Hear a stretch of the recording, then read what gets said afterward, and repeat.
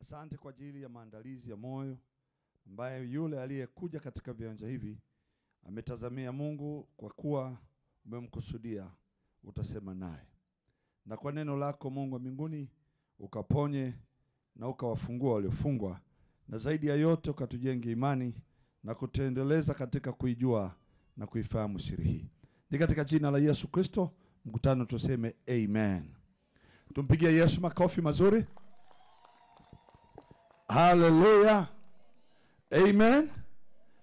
Hallelujah. Hallelujah. Mwenye haki hallelujah. Basi nisaidia kumsalimia aliye jirani yako, mwambie shalom. Wasalimia wawili kushoto kulia. Hallelujah, hallelujah. Yes, ni siku nyingine nzuri, siku zinakimbia. Inakuwa kama tumeanza jana lakini kumbe wiki imeisha.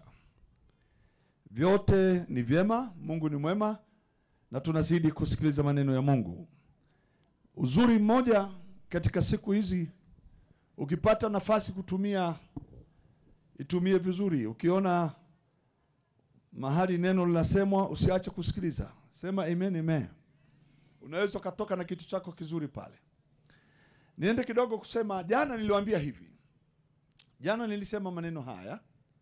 Nikasema uzuri wa mwalimu huwa anapenda wanafunzi wake wafaulu. Huo ndio uzuri wa mwalimu. Kwa hiyo anaweka jitihada zake kumtaka mwanafunzi wake apate kufaulu masomo yake. Nikasema uzuri wa Yesu ndivyo ulivyokuwa, hataki hata mmoja apotee. Sema amen, amen. Hajamkusudia hata mmoja kupotea. Na ndio maana pamoja na kwamba alionekana anayazungumza maneno mengine hayaeleweki, lakini aliweka njia zilizo rahisi katika uelewa wetu, kwamba katika nyakati zile ambazo ni za mwisho kama hizi, ugumu wa mambo unapotokea kimaisha, bado kuna njia ya kutokea. Nikasema jana aliweka njia moja rahisi sana. Moja alisema kesheni, na ya pili alisema muombe. Maneno haya mawili huwa yanatembea pamoja. Kuomba na kukesha ni maneno yanayeishi kama vile mkono wa kulia na mkono wa kushoto, mguu wa kuume na mguu wa kushoto, vinafuatana pamoja.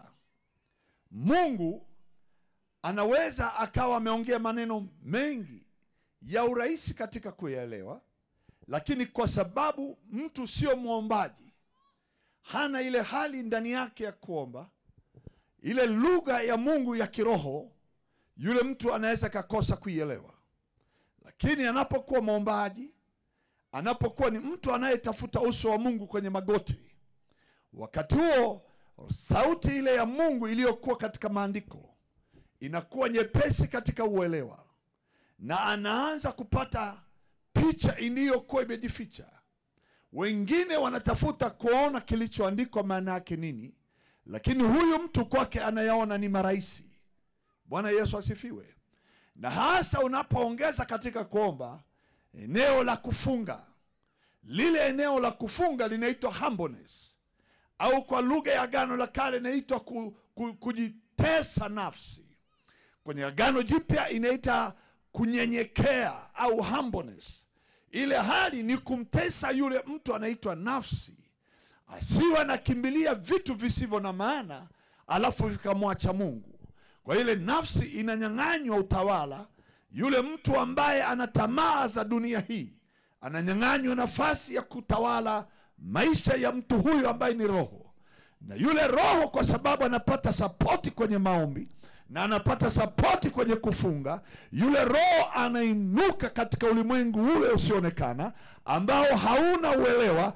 Anaingia sasa, anapata mlango na anaanza kuyaona mambo ya Mungu. Ndipo ile roho ya yule mtu iliyoko ndani inapata urahisi wa kucommunicate na Mungu na kuyaelewa mafumbo na siri za Mungu zilizo kwenye maandiko. Lakini akiwa mtu anasoma sana na hana muda wa kuomba, hana muda wa kutosha, yule mtu atakuwa na maandiko kwa kukariri, lakini hana ufunuo ya yale maandiko. Nasikilizwa hapa? Sema amen, amen. Kwa hiyo ili uende vizuri kwenye mambo ya rohoni, kuyajua majira na nyakati tunazoziishi, lazima uambatane na hivyo vyote viwili. Kukesha maana yake kujifunza, kujiweka katika kutafuta na kuelewa nini kilichoandikwa, na katika kujifunza na kutamani kuelewa, sindikiza na magoti yako. Haya mambo yatakuwa marahisi. Na yakishaanza kuwa marahisi, utakuta uhusiano kati ya roho yako na yale maandiko, mnaenda mkifurahiana.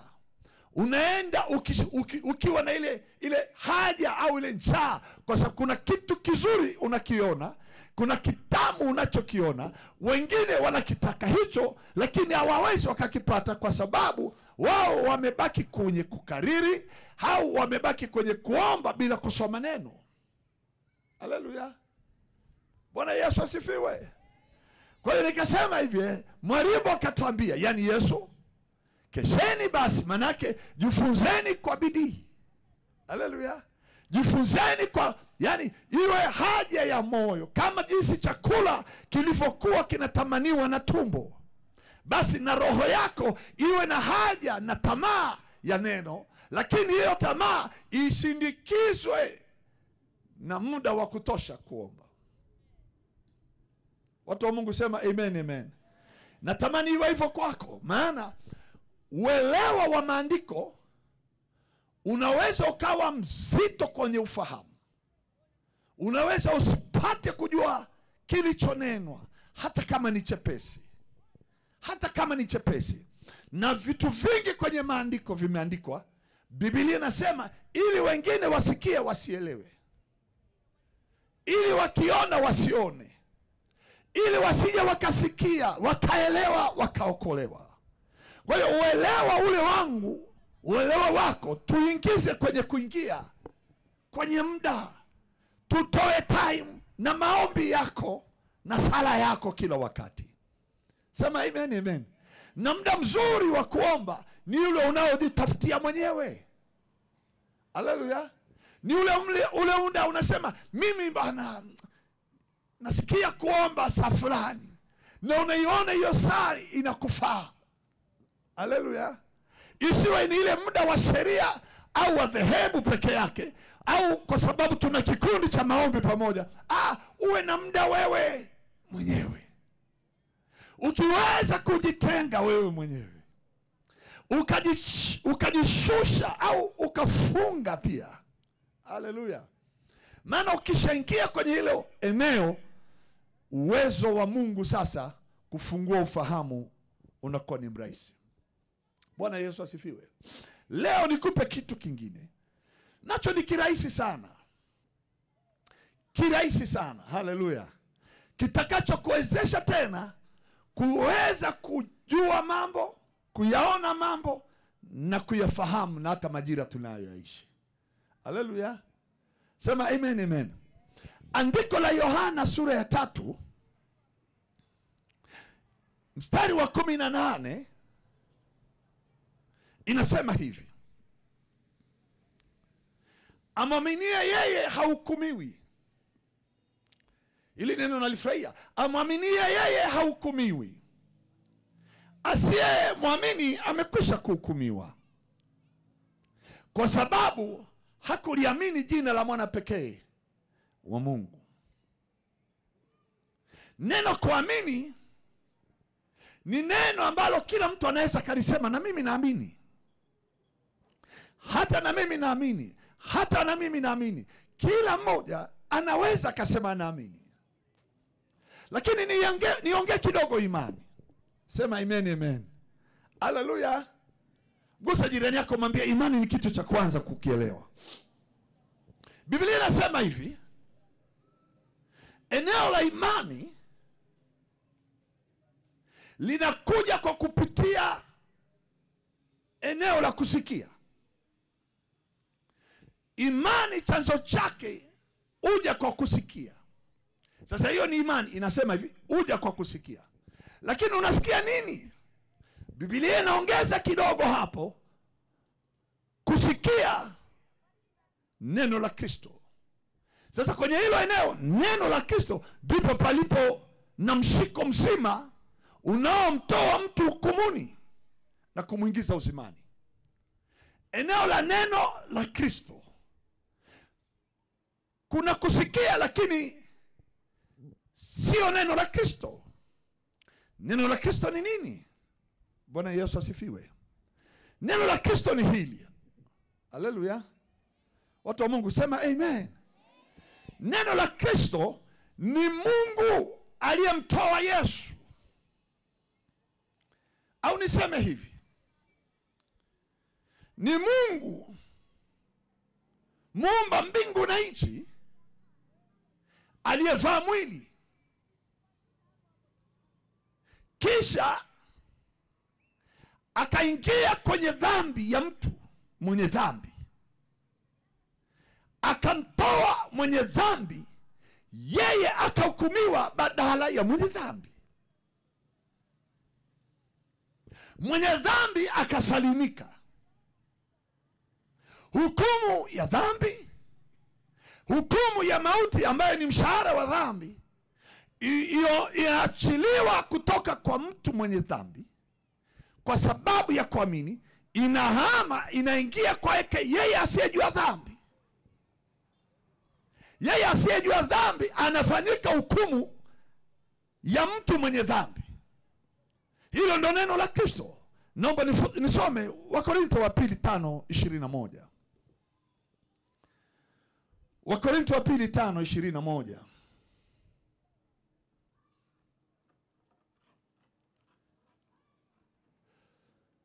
Maandiko yanasema hivi: yeye asiyejua dhambi alimfanya kuwa dhambi. Yeye asiyejua dhambi alimfanya kuwa dhambi kwa ajili yetu. Kwa ajili yetu. Ili kwamba, ili sisi wenye dhambi tupate kuwa haki ya Mungu katika yeye. Hebu mpigie Yesu makofi mazuri. Wakati ile Waisraeli wanapambana Yesu afe, Yesu asulubiwe, ile ni fumbo zito la kila mhubiri, la kila msomi wa maandiko. Kwa nini Wayahudi walitaka Yesu afe? Haleluya. Hilo ni fumbo. Kwa nini walijaa hasira na ghadhabu ya kutaka afe? Na hiyo siku ya kwenda afe haikuwa siku nyingine isipokuwa Pasaka.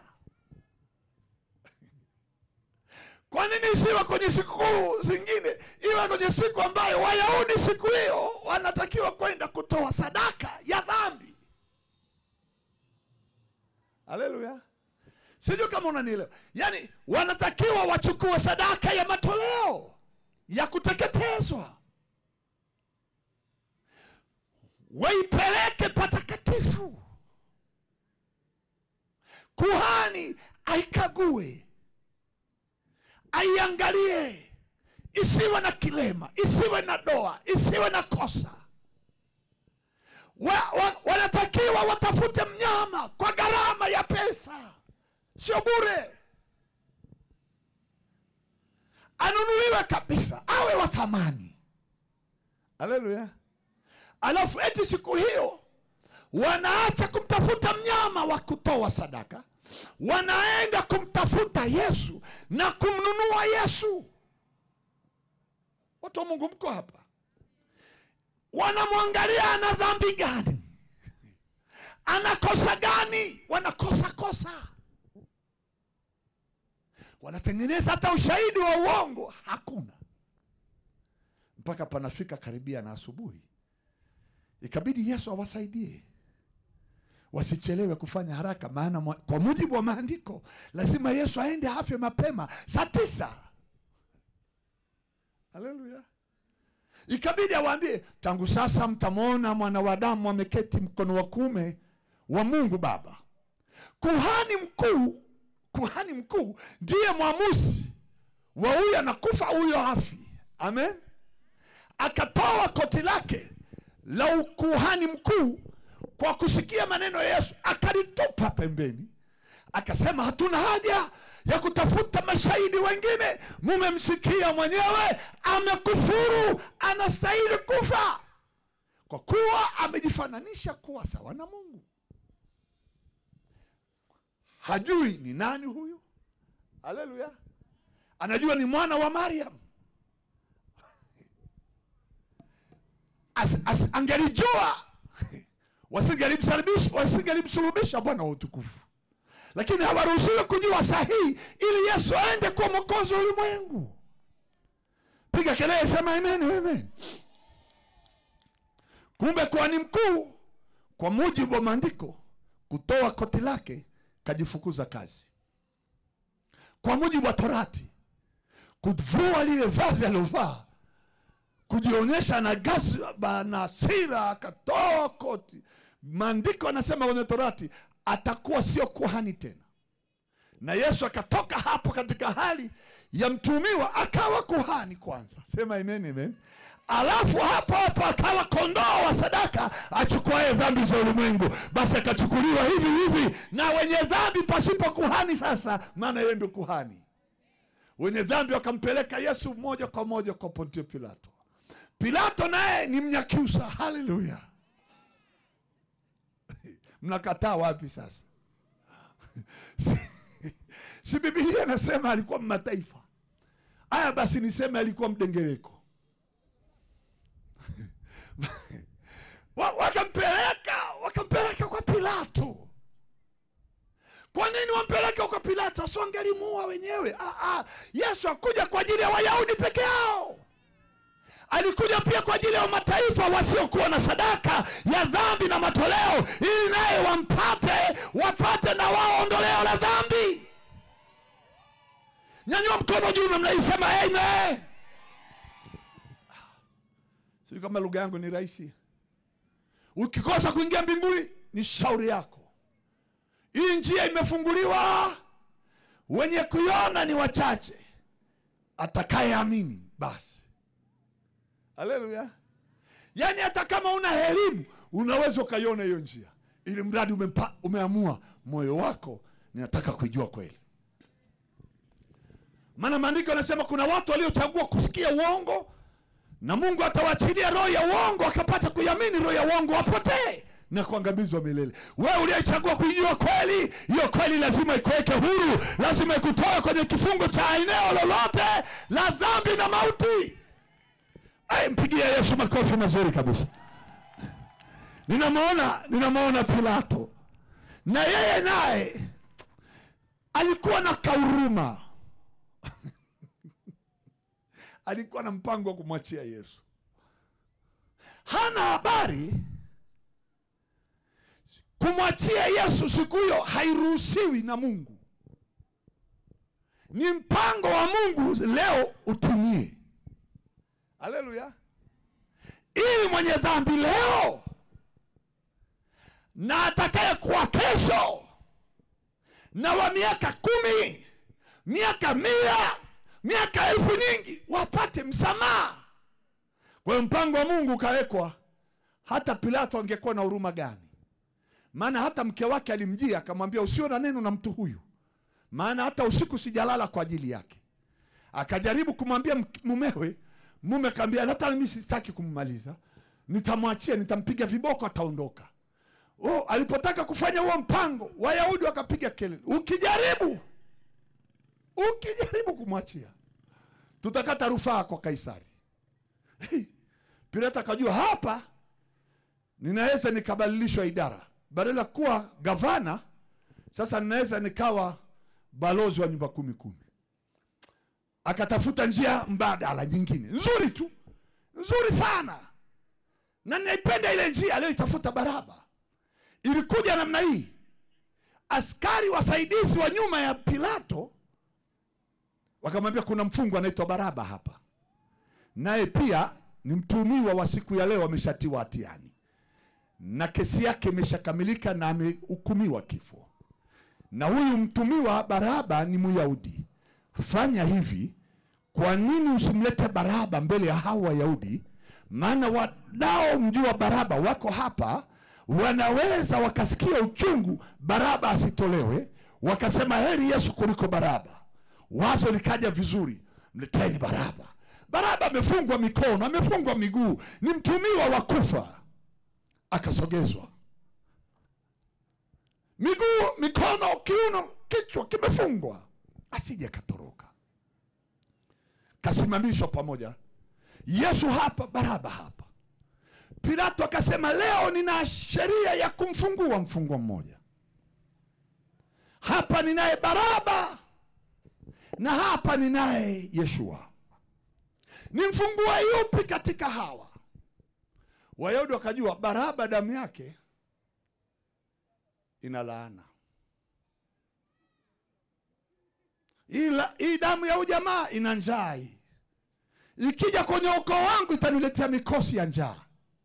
Wakapiga kelele wakasema tunataka damu ya Yeshua asulubiwe. Tumfanyaje Baraba? Mwachie Baraba aende huru. Sasa Pilato akachanganyikiwa. Jamani, huyu tunamjua ni ndugu yetu Baraba huyo mwizi, lakini mwachie Baraba. Mimi niliona uamuzi wa wale Wayahudi ulikuwa wa busara sana. Haleluya. Nilikuja kujua kwamba Baraba sio mwingine, ni mimi. Mgeukie jirani yako mwambie usijifanye sio wewe, ni wewe uliachiwa siku hiyo. Yaani siku ile unatetewa na Wayahudi. Yesu achukue dhambi zako ili haki ya yeye ije kwako, wewe uachiliwe huru. Alafu wewe unaweza ukasema Baraba walimonea Yesu, kwa nini wasi wewe ndio hujui kuamini ni nini? Kuamini ni wewe unaachiliwa na Yesu anaingia. Piga kelele, sema amen. Na hata matamko ya Wayahudi yanawasumbua wanatheolojia leo. Damu yake ije juu yetu na watoto wetu. Kweli kuna wahubiri nimesikia wanajilaani hao Wayahudi. Hao Wayahudi ndio kweli. Wewe unataka damu ya nani ije juu yako wewe? Muulize jirani yako, unataka damu ya nani ije juu yako? Unataka ya Baraba? Unataka watoto wako wafanane na Baraba? Hebu muulize jirani yako, mwambie wewe ungechagua ya nani? Muulize, mbona unamwangalia mama mko unamwogopa? Mwambie mama mko vipi? Muangalie tu. Maana nimekutana na hayo mambo nikakuta kuna matatizo katika kuifikiria, alafu katika kuiangalia maficho ya maneno yaliyofichwa. Ingalikuwa Wayahudi hawakumpeleka Yesu kwa mataifa, nakwambia msingekaa hapa leo. Mngeliokokea wapi? Damu gani mngeipata nyie? Bado mngeabudu milima, mngeabudu jua na mwezi. Lakini Wayahudi sio kwa kupenda kwao, ile ni mpango wa Mungu aliyemwahidia Abrahamu, nitakufanya kuwa baba wa mataifa. Ikabidi kwa njia ya Yesu asogezwe kwenye mikono ya mataifa, ili Yesu abomoe ukuta uliokuwa unawatenga Wayahudi na mataifa katika kuipokea ile imani. Sasa imani imefunguliwa, pigia Yesu makofi. Ule ukuta umeondolewa. Hata Mnyakyusa anaweza kaandikwa kwenye kitabu cha uzima. Hata malaika wanaweza kumhudumia. Hata yule mgoni, hata yule aliyekataliwa wa mwisho, Mungu anakaa ndani yake. Piga kelele, sema nimechaguliwa kwa upendeleo. Amen. Asiyejua dhambi akamfanya dhambi kwa ajili yangu, ili kwamba mimi nifanyike haki. Maana yake nifanyike mtakatifu. Yaani ukiniangalia hivi utakumbuka nilikukosea, potelea mbali. Mungu anasema hata kama alikosea nimemsamehe. Mwangalie mwenzako wala usimchekee. Nyamaza tu. Yaani hajui kama umesamehewa. Hajui. Bado nakumbuka zamani. Mungu anasema kwanza, yeye mwenyewe Mungu anasema na dhambi zao sitazikumbuka. Tena kuna mahali nyingine inaongea zaidi ambaye naiogopaga hiyo. Imeandikwa na Paulo mara moja akinuku kutoka kwenye Agano la Kale. Anasema hivi ya kwamba hata dhambi zao anasema hivi, hazijui. Mungu ajua hata kama ulishaiko. Kwa nini? Alichukua yote. Ya uongo kakunyang'anya, sio ya kwako tena. Ngoja nikupe andiko. Mungu tayari na mimi niwasaidie. Hebu nisaidie hivi. Fanya namna hii, sema kuingia mbinguni ni lazima tu. Yaani mtu asikudanganye eti mbinguni utashindwa. Njia ni nyembamba kwa walioko nje. Wale wasioweza kuingia ni wengi. Hao walioko nje ambao jamini. Mimi nimeshaigundua njia hii ni Yesu. Kuingia lazima niingie. Piga kelele, sema naingia hapo. Sema nimeingia. Haleluya. Kuna yule jamaa anaitwa tajiri aliyetamani kumfuata Yesu. Akapewa tu mtihani mdogo sana. Mtihani mdogo sana. Akafeli. Ule mtihani mimi nisingefeli. Mimi nifeli mtihani mdogo kama ule. Aliambiwa hivi, unataka unifuata? Hamna shida. Sasa wewe fanya hivi, nenda uza mali zako zote. Kisha njoo unifuate. Afu gawia maskini, kisha njoo unifuate. Jamaa kapiga mahesabu. Niuze kila nilicho nacho na mimi nimetafuta kwa tabu. Alafu ni wapi majamaa amekaa kato hayana kazi. Kumbe tafsiri yake ni mbaya. Alitakiwa aondoe uungu wa mali ndani ya moyo wake. Sema amen, amen. Asichukulie mali kama ndio Mungu mwenye nguvu. Aachane na kisha amweze kumpata Yesu. Maana Yesu hazitembea na Mungu mwingine ndani ya mtu. Angelijua hiyo angesema, mwalimu, mimi kila kitu nilicho nacho nimeamua kukiacha.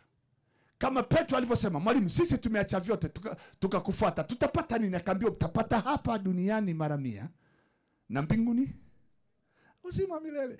Sikuja kwa Yesu unaenda alafu eti unakosa mali. Yule jamaa alikosa tafsiri. Na alikosa tafsiri kwa sababu alipenda moyo wake vitu kuliko Mungu. Tunaelewana eh?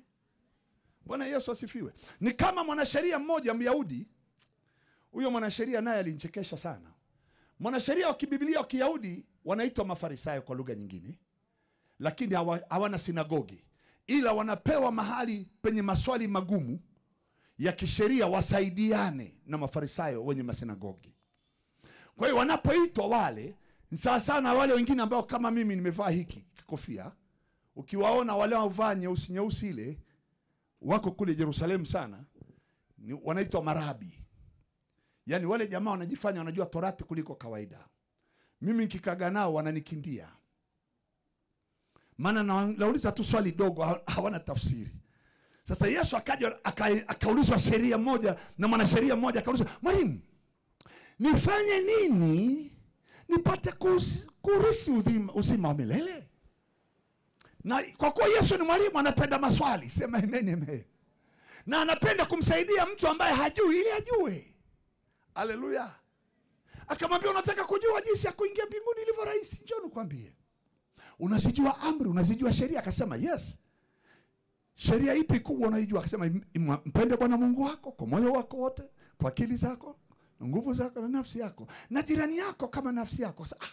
Mwalimu, Yesu akamwambia, hiyo umesema, umeongea, penda hiyo na utaurithi uzima milele. Jamaa akajitia kama anajua zaidi, akamuuliza Yesu, sasa mwalimu, kwa hiyo jirani yangu ni nani?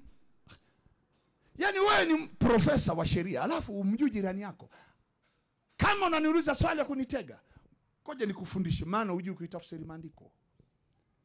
Akachukua mfano Yesu akamwambia, palikuwapo na mtu aliyekuwa Yerusalemu. Akatoka Yerusalemu kuelekea Yeriko.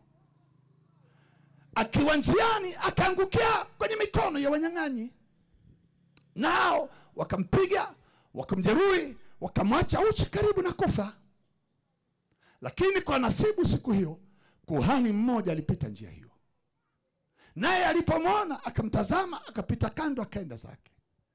Naye Mlawi mwingine ambao na hao ni viongozi wa kidini wote, naye alipomwona yule bwana akapita kando, akaenda zake. Kisha Msamaria mmoja katika kusafiri kwake alipomwona alimhurumia. Akamchukua, akampaka divai na mafuta, akamweka juu ya mnyama wake, akampeleka mpaka katika nyumba ya kutunzia wageni. Kisha akamwambia yule mtu, muangalia huyu mpaka siku nitakapokuja, na kama utakuwa umegharamia mali zaidi, nitakapokuja nitakurudishia. Yesu akamrudia yule profesa wa sheria, wewe Unafikiri ni nani katika wale watatu? Kuhani, Mlawi na Msamaria, aliye jirani wa huyu aliyeanguka hapa. Na kwa yule mwanasheria kwa kujua anajua na amesoma, akasema nafikiri yule aliyemwonea huruma. Akamwambia umejibu vyema. Sasa mpende huyo aliyemhurumia yule. Tunaelewana Yule aliyechukua mnyama, huyo ndo jirani huyo. Mpende huyo. Halo. Maana wewe ndio umejeruhiwa. Dini zimekuja, madhehebu yamekuja, watu wanajiita wameitwa na Mungu wamekuja, lakini Yesu amekuja naye. Sasa nani anayekusaidia kwenye dhambi? Umetoka Yerusalemu, mahali kuna ukuta wa Mungu na mahali ambapo ni mahali salama na mji wa Mungu, na Mungu anaitwa hapo ndo makazi yake. Umeenda Yeriko, mahali ambapo pamelaaniwa, na uko njiani umeangukiwa kwenye mikono ya wanyang'anyi, majini, mapepo. Wachawi wamekupiga, wamekujeruhi. Ghafla Yesu amekuja kukuponya, katibu majeraha yako, kakuchukua kakuingiza kwenye ufalme wake. Akasema anaenda zake atarudi. Sasa mpende huyo ambaye amejifunua kama mwanadamu. Sema amen, amen. Hebu mpigie Yesu makofi mazuri, haleluya. Ndio maana Waisraeli hawamuelewi mtu aliyoko jirani yake. Ukija na upanga na wao wanakuja na upanga. Halo. Hiyo methali Wayahudi walimpigia Yesu makofi. Sasa tumeshajua jirani ni anayetuondoa katika dhambi. Lakini huyu mchawi hapa atajua Mungu yuko wapi. Halo. Mwangalie jirani yako, mwambie mimi sisemi na wewe. Nasema na wale wanaotembea katika ulimwengu wa roho wananitafuta. Watajutia. Sema amen, amen. Maana kuna watu wanataka kujifanya wao ni miungu midogo walioko duniani, wakunyang'anye riziki kwa njia ya uganga. Hao watajutia, maana umeshampata atakaye kutetea. Pigia Yesu makofi mazuri kabisa. Sema amen. Haleluya. Jamani, kuamini, kama mtu atashindwa kuamini, kuna tatizo kubwa. Ikiwa urahisi wa kumjua Yesu ndo huu. Haleluya. Kwa mfano, amefanyika dhambi. Haleluya. Sasa alichokifanya kwenye eneo hilo, Bwana Yesu asifiwe. Alichokifanya Yesu kwenye hilo eneo, baada ya kufa pale msalabani na kumwaga damu yake pale msalabani, sio tu kuniokoa, sio tu kunichukua na kunihesabia haki. Kuna vingine vingi vimefanyika hapo kwenye huo msalaba. Haleluya. Kuna vikubwa vya kututosha sisi kufaidi maisha duniani na mbinguni uzima milele. Yaani kitendo cha yeye anakata roho au anapigwa au anabeba msalaba, anawekwa taji kwenye kichwa, anapigiliwa misumari, anavuliwa nguo, anasema ninaona kiu, anasema Eloi Eloi. Ile hali yote pale, it was me.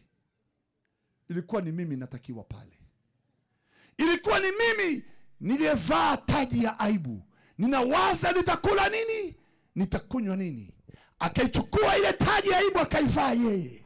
Akachukua umaskini wangu, sina hata nguo, akavaa, akavuliwa yeye, ili mimi nisikose nguo.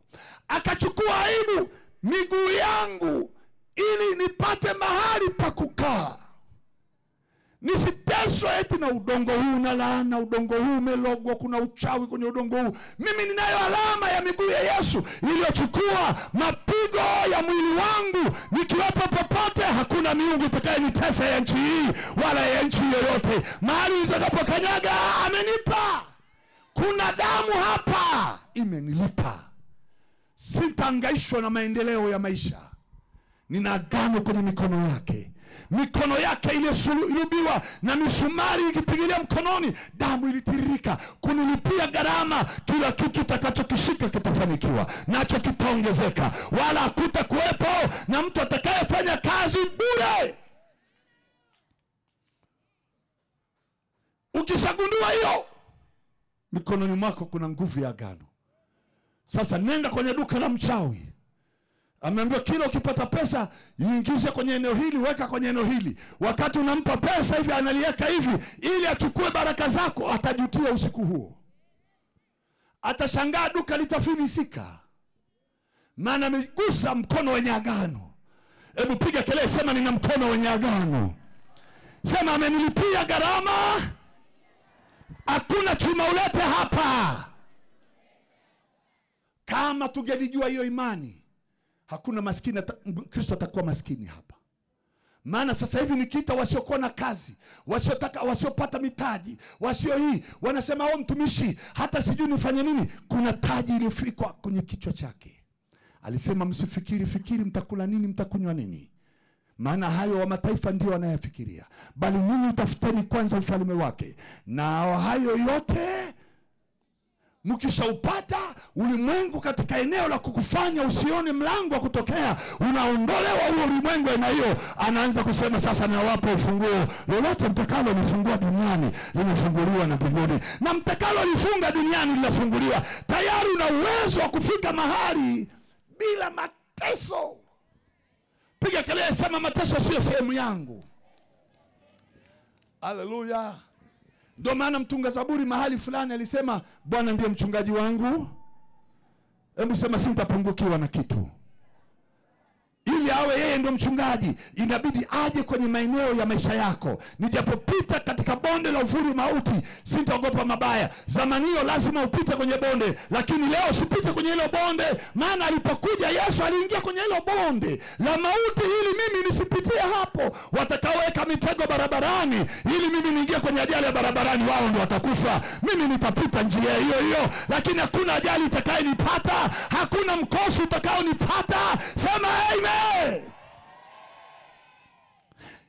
Kumsema Yesu ni kumsema Mwokozi. Yako umempata. Haleluya. Ngoja nikuonyeshe.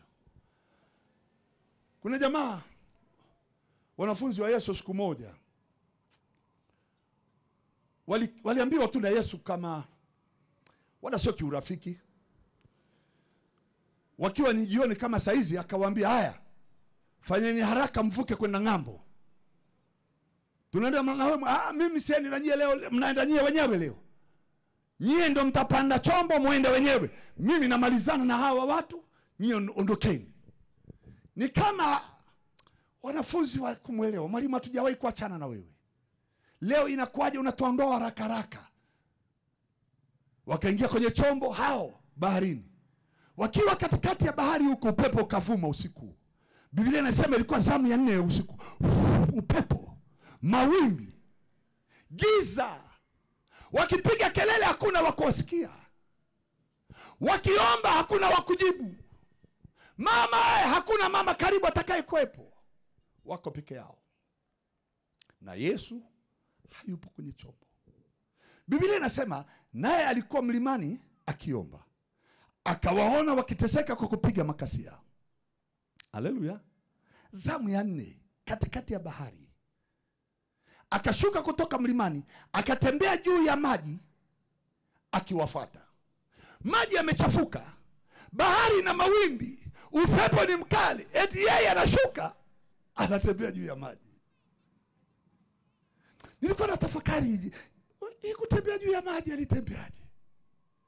Mawimbi akinyanyuka hivi analikanyaga, likinyanyuka lingine linashuka, mpaka alipofikia hakuna mawimbi tena. Wakamwona, wakapiga yoa, wakifikiri wameona ghost, wameona roho. Msiogope, ni mimi. Akaingia kwenye chombo, bahari ikatulia. Mwalimu, tulikuwa tunakufa hapa. Msingekufa, maana nilikuwa nawaona. Nilikuwa pamoja na ninyi. Japo nyinyi mnioni, lakini mimi nilikuwa nawaona. Ndivyo ambavyo maisha yalivyo hapa. Yanaweza kanyanyuka kiwango chochote, na kuambia hivi kuna miguu inaweza kakanyaga hayo mawimbi, hayo magonjwa, hayo mateso, na usielewe yanavyokanyagwa. Unajua ni mangapi umetegea njiani usijue? Uwezi jua. Alishatembea juu ya nchi kwa ajili yako. Alishaharibu mambo waliokutegea barabarani. Wewe una habari, umeamka asubuhi huyo na unaona mambo yako yanaenda, kumbe ameshawakanyaga maadui zako. Kila mahali alipokuwa wamejiweka alishawakanyaga. Hebu pigia Yesu makofi mazuri kabisa. Sasa imani, atakayeamini hukumiwi. Na nipende hilo neno. Asiyeamini amekwisha kuhukumiwa. Iko hivi. Kuna hukumu mbili ambazo ziko juu ya dunia. Moja ni hukumu ya mwenye dhambi kwenda jehanamu. Ya pili ni hukumu ya mwenye haki asiyejua haki yake. Yaani anasota, anapigika, anaonewa kama mwenye dhambi anavyopigwa. Wenye dhambi wakioteshwa ndoto wakikimbizwa, na wewe unakimbizwa hivyo hivyo. Wenye dhambi wakiugua magonjwa yasiponyeka, na wewe unaugua vile vile. Wenye dhambi wakiwa hawana njia ya maisha au mapato, na wewe hivyo hivyo. Sasa mpaka tunakutana, tunasema kila mtu ana imani yake bwana. Mwenye dhambi anaye ya kwake na unaye ya kwako. Lakini mapito yote mnayo pamoja. Sasa eneo ambalo Mkristo amelikosa kulijua ni hili. Halo. Naomba nikufunulie hilo eneo ili usiteseke tena. Wangapi wako tayari na mimi niongee nao? Fungua Mathayo sura ya 8. Mathayo sura ya 8 mstari wa 5.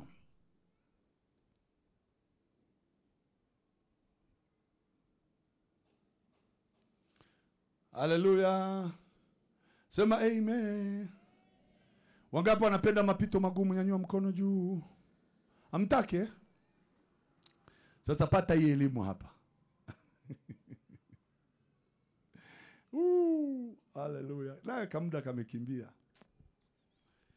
Mungu pamoja na mimi. Wanaonisikiliza sema amen, amen. Biblia inasema hivi. Hata alipoingia Kapernaum, akida mmoja alimjia akamsia akisema, Bwana, mtumishi wangu amelala nyumbani mgonjwa kupoza, anaumwa sana. Yesu akamwambia, nitakuja nimponye. Huu mtihani ni mzito sana.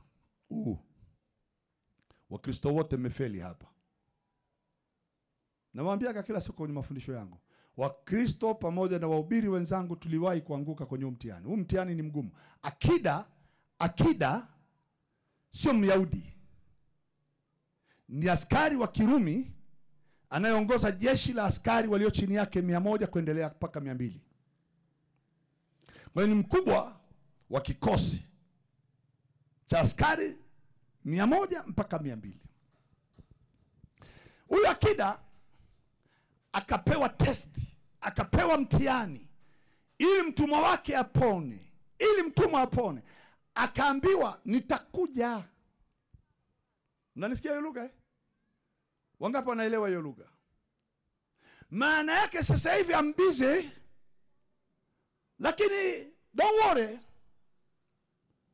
nitahakikisha nimekuja. Halo. Akida aliyaona hayo maneno, akayajua haya sio maneno ninayotaka mimi. Kwa sababu ni lini utakuja?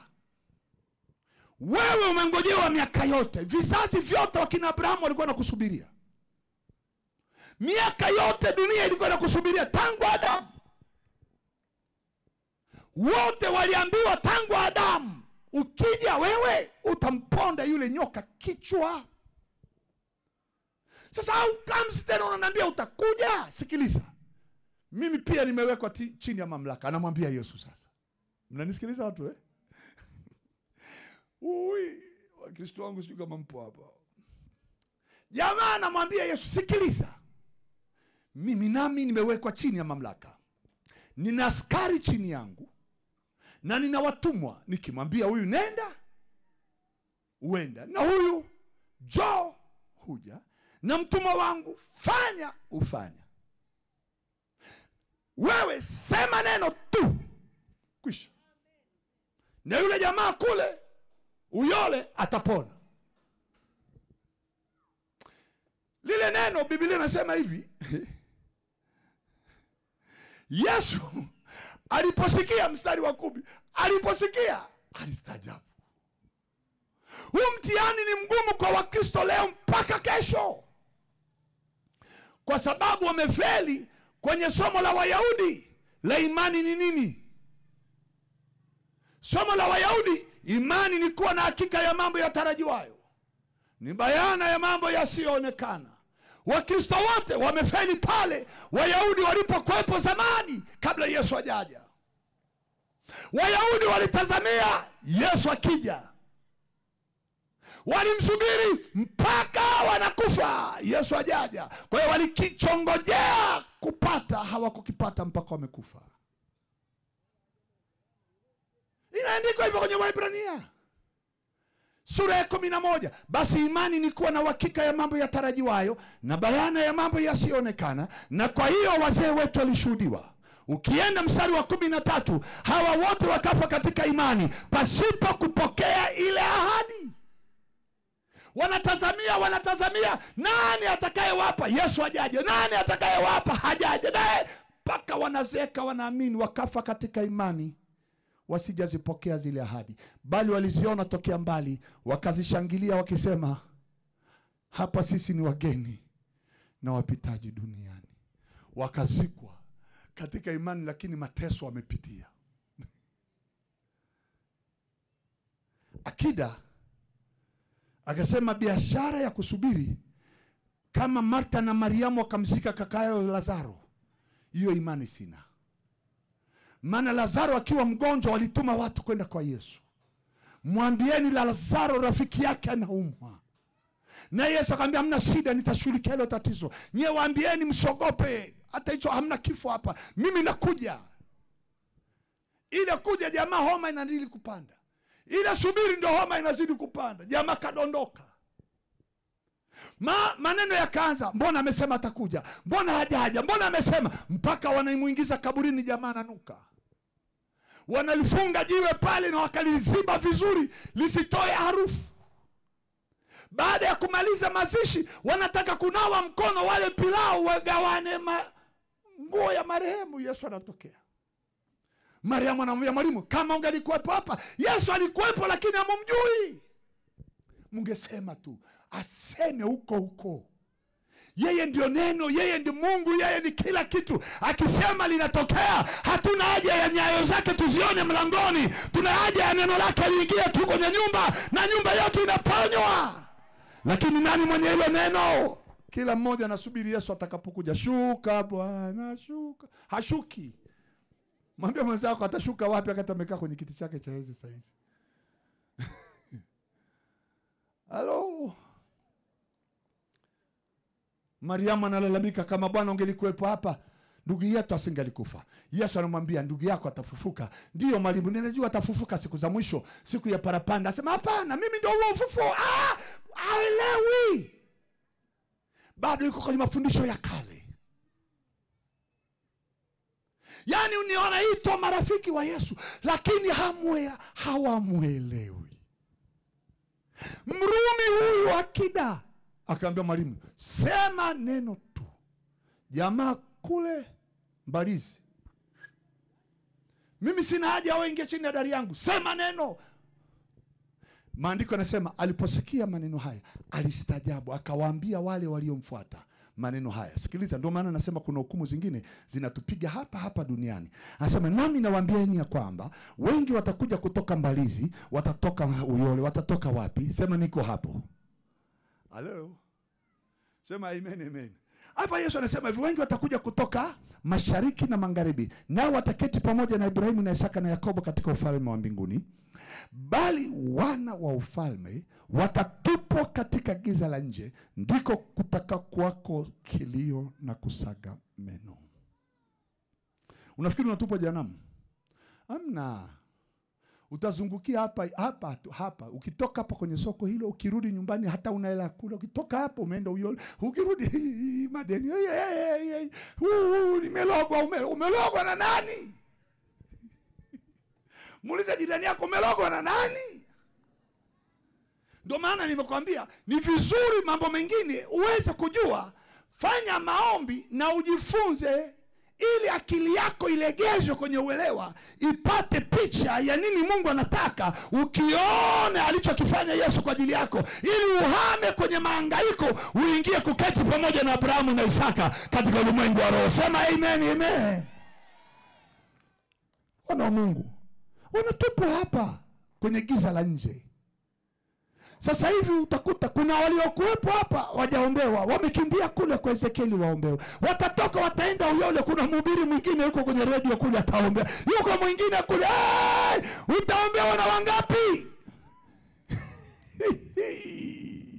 Hebu nyanyua mkono juu, sema Bwana Yesu nisaidie. Nipe ufahamu.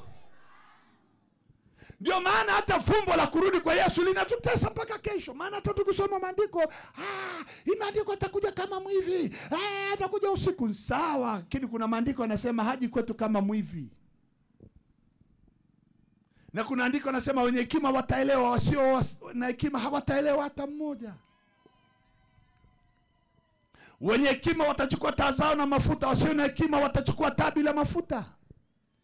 Mafumbo haya tuyafumbue mafumbo. Sema amen, amen. Wana wa Mungu, sijui kama nawachelewesha hapa. Wangapi wananisikiliza nielewe? Muulize jirani yako, wewe ni nani? Uko kwenye raha au hauko kwenye raha? Maana Yesu alisema njooni kwangu ninyi nyote msumbukao na wenye kulemewa na mizigo, nami nitawapumzisha.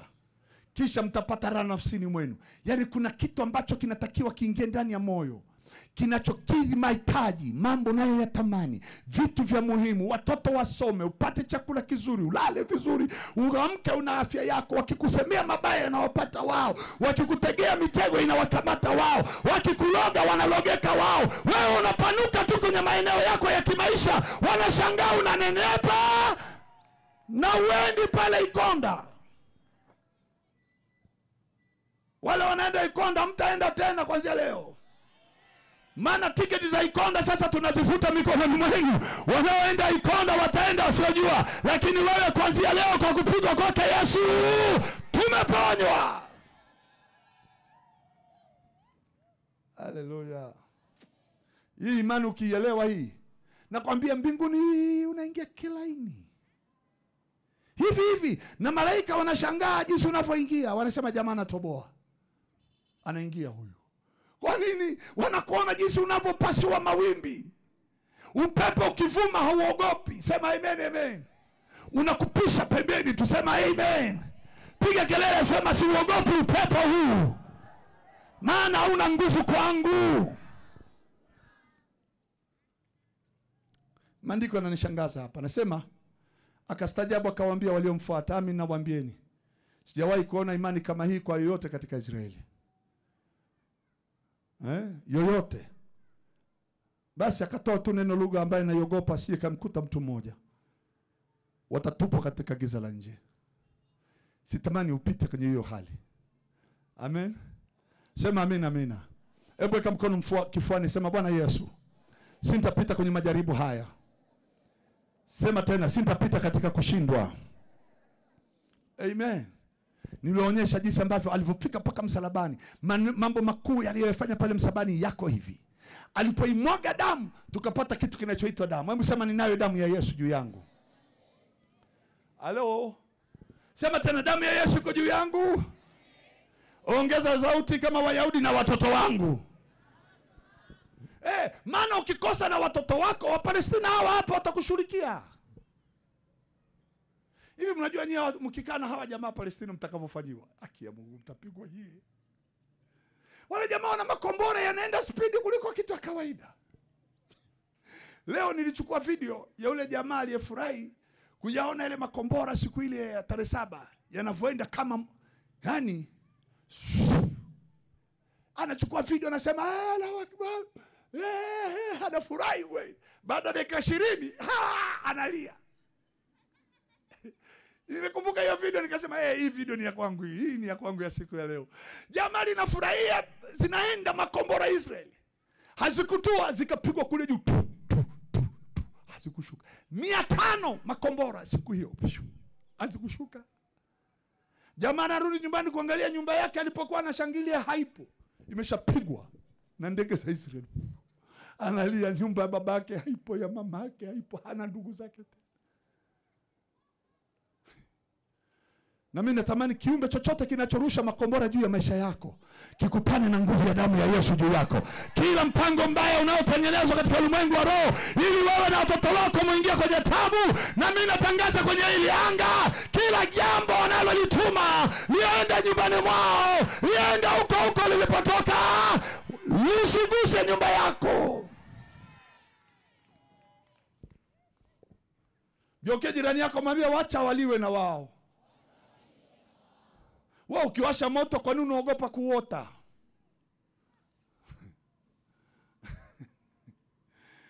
Mungu we.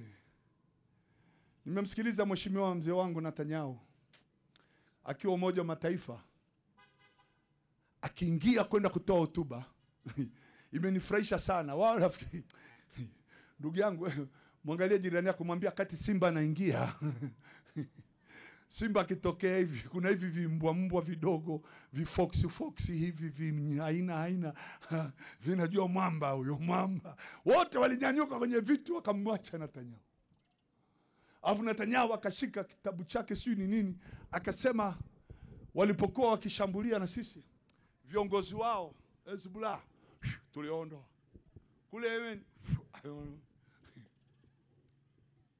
Nikasema hiyo inawauma roho bana.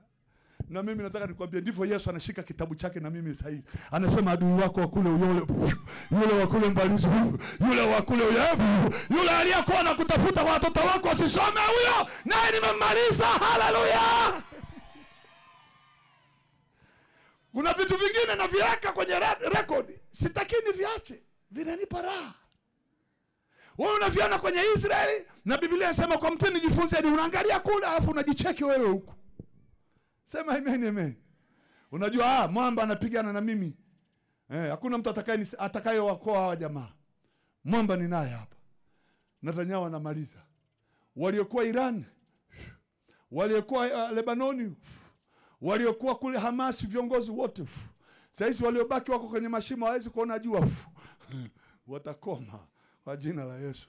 Yaani wataenda kwenye utafuta uchawi wa kila aina. Watapanda Nigeria huko kabla hawajafika Nigeria huko. Kuna mtu mmoja niliwaambia sio mwaka jana hapa. Alikuwa mfanya kazi kwa Wahindi fulani. Alafu akafanikiwa, baadaye miaka yake yote akaja akapata hela. Akajiendeleza vizuri, akapata na magari na nini. Akaamua kuacha kazi kwa Wahindi. Wahindi wakamwambia usiache kazi, ngoja tukuongezee mshahara. Wakamongezea zaidi ya milioni 2. Akaamua hiyo milioni 2 acha nichukue. Akarudi kazini. Wahindi wakamchukua wakampeleka kwenye kikao fulani. Wakamwambia bwana, unaona hichi kikao watu wote wa mji hapa, unawaona ndio sisi, ndio chama chetu hiki hapa. Sisi ndio wenyewe. Sasa jiunge. Akasema siwezi jiunga na hiki chama. Hiki chama si kiungi, ni Freemason. Akasema hapana. Kwanza jamaa mwenyewe hata sio Mkristo yule wa kawaida, yani yule wa kwenda kanisani, hata kanisani haendaki. Lakini ni Mkristo. Mkristo, unajua kuna Wakristo tu, lakini hata chachi hawajui. Wapo tu. Ni mabaki ya kazi ambayo Mungu anawaangalia, atawaleta baadaye. Hawapotei. Haleluya.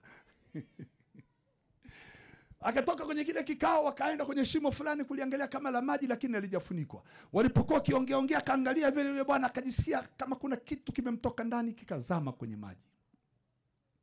Anatoka kwenye ile eneo, anapigiwa simu, cemetery lako moja imeanguka, nyingine kule nayo imeanguka, nyingine mara hajamaliza miezi 2-3 biashara imekufa zote. Alipoona amefikia hapo na hajui jinsi ya kutokea, akapiga kwa ndugu yake Kigoma simu, nisaidie kuniangalia kwa wataalamu huko. Ndugu yake kule akatembelea wataalamu wa Kigoma. Wataalamu wakampiga picha huyu bwana kujua ni nini kimempata. Wakamwambia, "Alo, kilichokupiga wewe ni kitu kizito. Hatuwezi sisi watu wa Kigoma. Jaribu upande mwingine." Akaondoka kufuatilia wa Kigoma, akaenda Tanga. Watanga nao wakampiga picha, wakamwangalia, wakamwambia, walikupiga na kitu chenye ncha kali. Hawa jamaa tu wawezi. Sasa tafuta njia nyingine."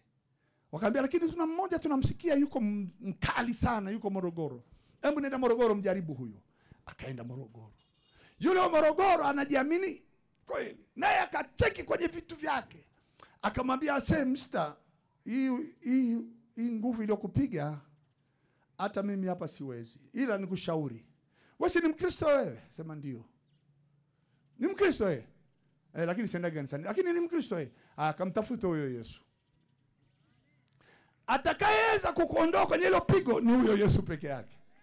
Sasa jamaa akatoka pale, ameshaambiwa na waganga wataalamu, hamna anayeweza isipokuwa ni Yesu. Sasa ikabidi sasa aanze kufikiria, nani ataniombea? Anaangalia kwenye mitandao, anapitia mitandao wahubiri. Siku moja akakutana na picha yangu humo ndani, akanisikiliza, akaona ndamvutia, akavutiwa mara ya pili, akavutiwa mara ya tatu, akanogewa. Ile kunogewa ile, nikiwaombea watu sema amen, na anasema amen, amen, sitashindwa, mimi ni mshindi, na anaitikia hivyo. Sijamwombea toba, sijamuita, hanijui. Wakati anaendelea hivyo, wale Wahindi waliompiga wakaanza kuporomoka wao. Wahindi walipopiga na wao picha, wakaambia yule jamaa yenu mlomleta yule anawamaliza. Ikabidi waje mwambie, sasa bwana, wewe mbona unatumaliza bwana? Akamwambia mimi nawamaliza wapi? Jamaa hapo hajaenda kanisani wala hajawahi kutoa sadaka, anaitikia tu kwenye mtandao amen, amen. Hii vitu nyingine ya Mungu naye ina raha. Mwisho Wahindi wakaona tusije tukakaa hapa tukaumia, tutafuta wakubwa wetu. Wakapiga simu kwa mkubwa wao alikuwa Mombasa. Mkubwa wao akamwambia, mimi na delegation yangu tunaenda India, hatuwezi kuja Arusha, kwa hiyo sina uwezo wa kukusubiri, tumeshafanya booking za ndege na hatuwezi kukusubiri. Yule bwana akasema, mimi nitalipa gharama za ndege. Ule wa Arusha akatuma $200,000 kuzuia usafiri wa watu wasiende. Wahindi wakabaki Mombasa. Wakamwambia, sasa njoo na jina la huyo kijana. Wakaondoka na gari yao Land Cruiser Mombasa. Wamefika njiani Moshi, mzee ameweka jina la yule kijana hapa. Humu ndani likaanza kuleta pressure ile jina. Baba kapata BP. Hewa hamna kwenye gari. Simamisha gari, kijana mdogo mtoto wake anampepea, kakata roho kwenye gari. Akiwa amekata roho, kijana kapiga simu Mombasa, baba nisaidie baba nakufa. Hilo jina la huyo nani aliyebeba huyo, hebu nitajie hilo jina. Akati anamtumia kwenye message jina, lilipoenda kule likaingia kama jina Yesu. Halikwenda kama jina la mtu mwingine. Ndivyo jina lako litakavyobebwa. Wanaolijaribu kuliandika jina lako waliweke kwenye lianga lao, halitaandika jina lako kwamba wewe ni mwenda pole au nani, litaandika jina Yeshua. Haleluya. Lilipofika kwenye simu ya yule jamaa, yule naye akaanza kupata BP. Akasema, ni heri hamjafika, maana nilikuwa nakufa mimi. Huyu angenua mimi. Kwa hiyo muondoke mkazike huko. Wakamrudia huyu bwana akamwambia, wewe ni nani? Na huyo Yesu, baba yako amekufa kwa ajili yako. Ndio yule bwana akabidi sasa nitafute. Tumishi, naomba nione. Tukapanga, haiwezekani maana na mimi niko busy. Nikaja kukutana naye, akanipa story. Nikacheka, nikasema, kumbe hii naye ni poa sana. Ngeuke jirani yako mwambie, kumbe jina lako liko ndani ya Yesu. Anayelishika jina lako anamshika Masihi mwenyewe, anamshika mpenda miujiza mwenyewe. Piga kelele, sema amen. Kwa nini tusikugombanisha wewe na hao majamaa? Ngoja niachukue majina ya hao watu wote katika jina la Yesu. Yoyote aliyeandika jina lako kwenye vumbi, aliandika kwenye miti, aliandika kwenye mawe, usifanikiwe. Hilo jiwa aliloliandika likamwangukie. Huyo mti aliyeuandika ukamwangukie. Piga kelele, sema amen. Ndio maana nikasema damu ya Yesu ni bora kuliko kitu kingine. Kwa sababu ukishasema tu damu ya Yesu, unakutana na kitabu kwenye Ufunuo kule kinasema, nao wakamshinda kwa damu ya mwana kondoo. Piga kelele, sema amen. Alafu kitoka hapo unaenda kwa Yohana, anasema kila kitu kilichozaliwa na Mungu hushinda ulimwengu. Na huku ndiko kushinda kwa ulimwengu, hiyo imani yetu. Kwa hiyo tunayo imani, tumemshinda na tumeshinda ulimwengu. Sema amen. Utaniambia mbinguni uingii, shauri yako. Geukia jirani yako mwambie, mimi nimeshatangulia, nishafufuka pamoja naye. Kuna watu wanaogopa kusema kutangulia. Naogopa ni wakati usiku ukienda kulala unafanya mazoezi ya kuondoka. Wakati unalala na koroma hivi, hata tukikusemesha uitiki, maana yake umekufa. Adam alipopewa usingizi akalala, akachomolewa ubavu. Ukisoma kwenye maandiko Adam aliwawa. Alipokufa ndo Mungu akamchukua ubavu.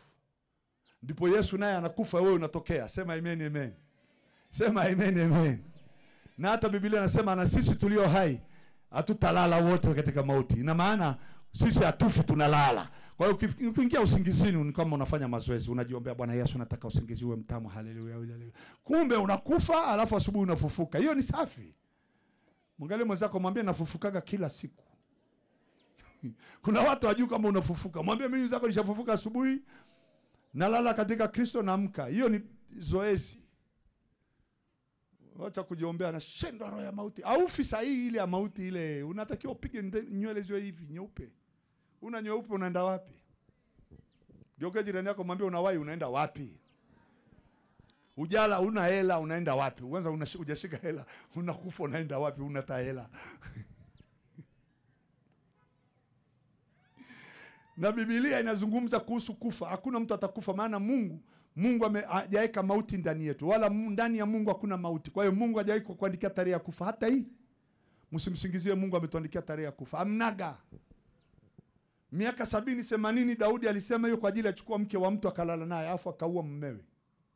Akajitabiria 80 akafa Daudi mfalme na 80. Mimi sio Daudi bwana. Halo?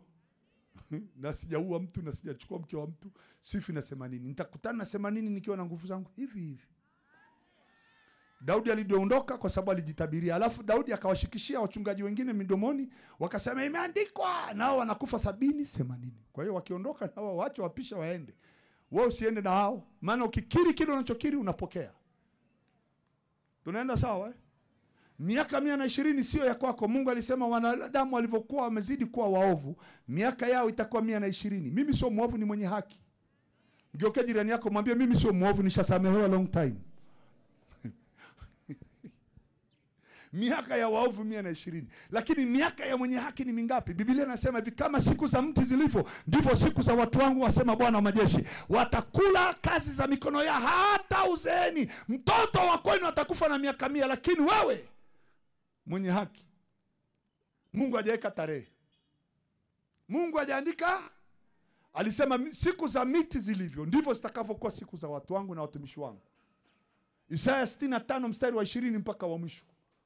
Utajenga nyumba, utakaa ndani, utalima, utavuna, utakula matunda yake. Hakuna mtu atakayelala kwako wala atakayeiba mazao yako. Mpaka unapiga hiyo miaka. Sasa kufa ni mimi naamua. So Mungu ni mimi. Mtu anapokufa ni yeye ameamua. Nyie mnampigia maombi huko moyo anasema yale madeni yananifuata. Ningeondoka acha waniombee lakini mimi niende. Kumbe jamaa anajichagulia. Na akishasema huko ndani malaika wameshamchukua hapo. Saa hiyo saa nyingi nyie mnamwombea kumbe mtu ameshaondoka. Ndio vifo vinatokeaga. Ni mtu anaamua ndani. Mungu haamui kifo chako. Halo. Yesu anasema mimi nalikuja ili wewe na uzima kisha wao na utele. Yesu hana mauti ndani yake. Sema amen. Mwambie mwenzako nitaishi nitakavyotaka.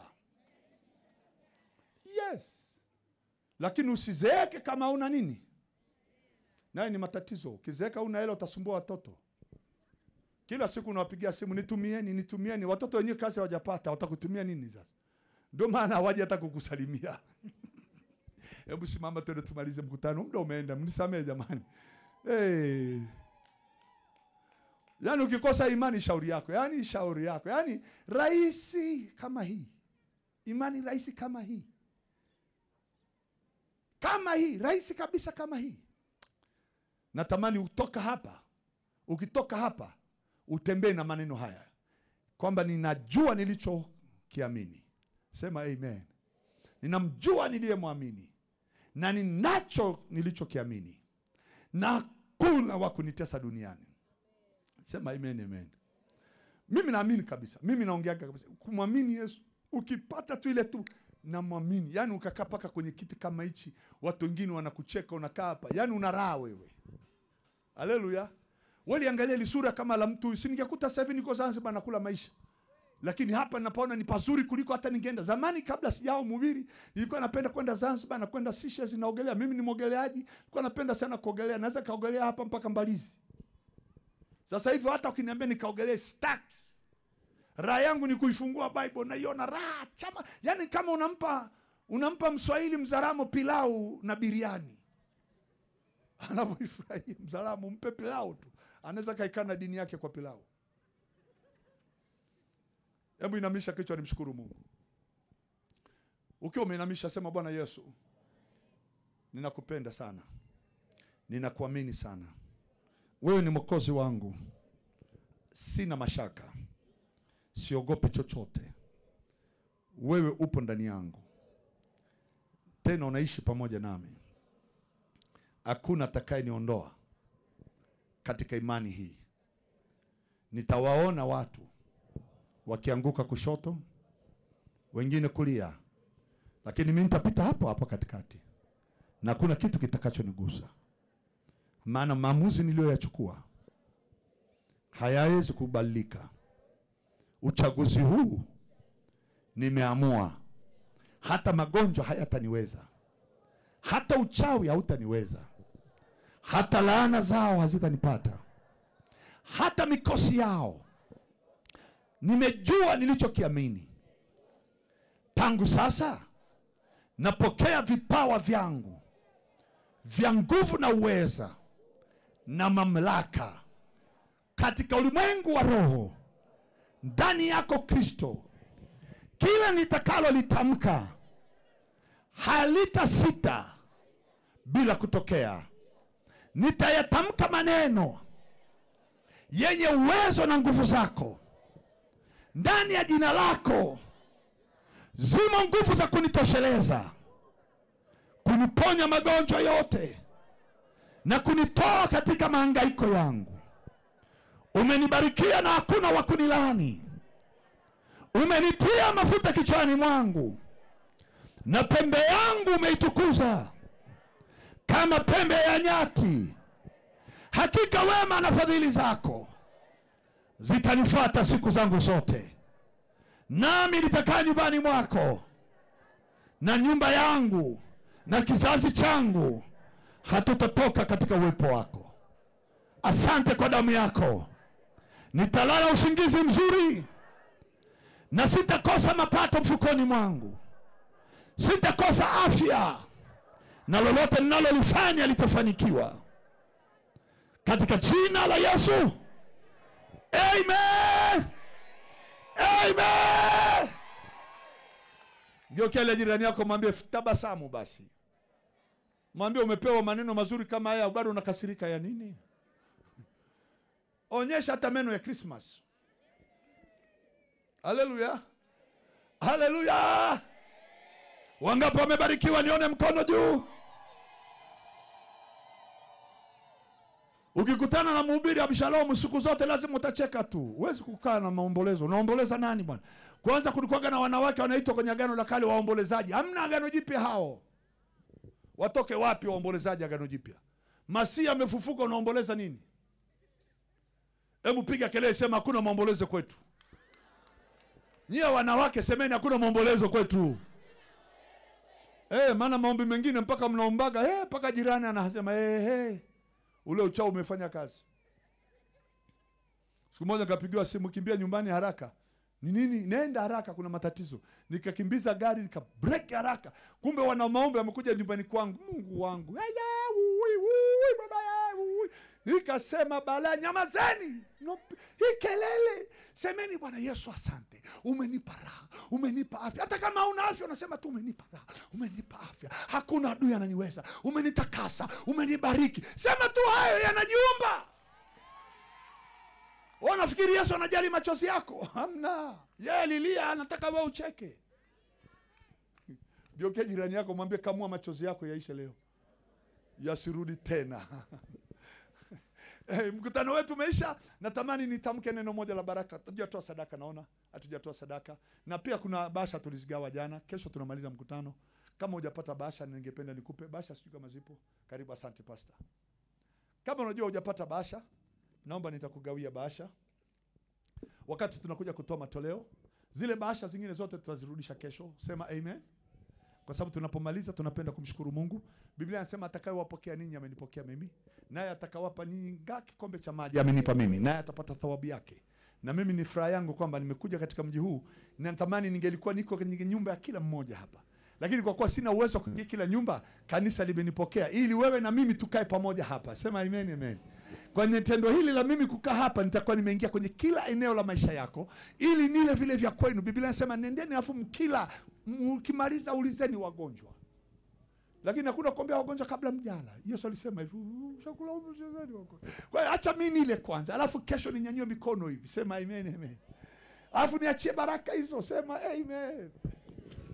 Mbona mtaki kusema amen? Mnaogopa? Kwa hiyo nataka ufurahie maisha. Huyu aliyekuja hapa, amen, ameachia vitu katika ulimwengu wa roho. Viko kwenye CD, kwenye flash. Itakufaa sana, usivikose kwenye flash ile. Sema amina, amina. Chukua haya mahubiri yangu kwenye flash. Leo pia nimepewa ushuhuda, na napata shuhuda kila siku. Mahubiri yako kwenye flash yameibadilisha nyumba yangu. Sasa kama watu wanasikiliza huko na hawajaja kwenye mkutano na nyumba zinafunguliwa, chukua weka nyumbani kwako. Mwanamke mmoja yule wa Dodoma niliwaambia, mume wake hajai kwenda kanisani miaka 16. Lakini kitendo cha flash imepelekwa nyumbani na alikuwa na kashifu wachungaji. Mume wake akawa wa kwanza kuja kwenye ibada kati mimi nakwenda miezi 6 baadaye. Alafu anampigia mkeo anamwambia, "Mimi nimeshaingia kanisani, wewe uko wapi?" "Wapi umeenda?" "Si ni pale Yahudi yupo." Matokeo yake ananishika mkono, ananipeleka nyumbani, anasema hata nyumba tumejenga ni kwa sababu ya ulipokuja. Walikuwa hawana ploti, walikuwa hawajajenga, nani wafanyakazi wa serikali. Na mimi natamani peleka nyumbani. Kuna watoto wako wasikiagi mahubiri hata siku moja. Wewe weka tu, utasikia anafurahia na hakwambii. Atafurahia na hakwambii. Mwishoni atakwambia, "Mama, mimi nimeamua kuokoka." Umeokokaje? Yule mhubiri pale nyumbani unayemwekaga kila siku mimi ndo namfurahia. Na nakwambia haya mafuta ya mahubiri yangu, hutachoka kunisikiliza ukiweka nyumbani. Hutachoka. Halo? Kwa sababu kwanza sikutishii una majini. Sikutishii wewe ni maskini, na kuonyesha kwamba una vipawa vya Mungu ndani yako. Na inua imani yako, haitakaa chini hata siku moja, wala kumtegemea mwanadamu. Itaweza kujitegemea yenyewe, utawekea watoto wako mkono, watasoma, watafanikiwa. Sema amen. Hebu inamisha kichwa basi tuende kuomba kwa ajili ya matoleo. Baada hapo pia kwenda kukupa bahasha. Bahasha tunazitoa, utakuja hapa mbele. Mungu wa Israeli, asante kwa matoleo na sadaka ya watoto wako. Mikono itendaye kazi ndiyo inayofanikiwa. Lakini wako wasiokuwa na kazi na wangelitamani wawe na mafanikio. Kuna wengine ambao pia wako kwenye eneo la elimu na masomo. Naomba wawezeshe kwenye maeneo haya. Sadaka hii wanapoitoa iwe kielelezo cha mambo watakayokwenda kuyapata, kwenye ushahidi wa matunda watakayoyapata, katika jina la Yesu Kristo, amen. Njoo tutoe matoleo. Kesho tutaenda kufanya pia maombi kuhusu nchi.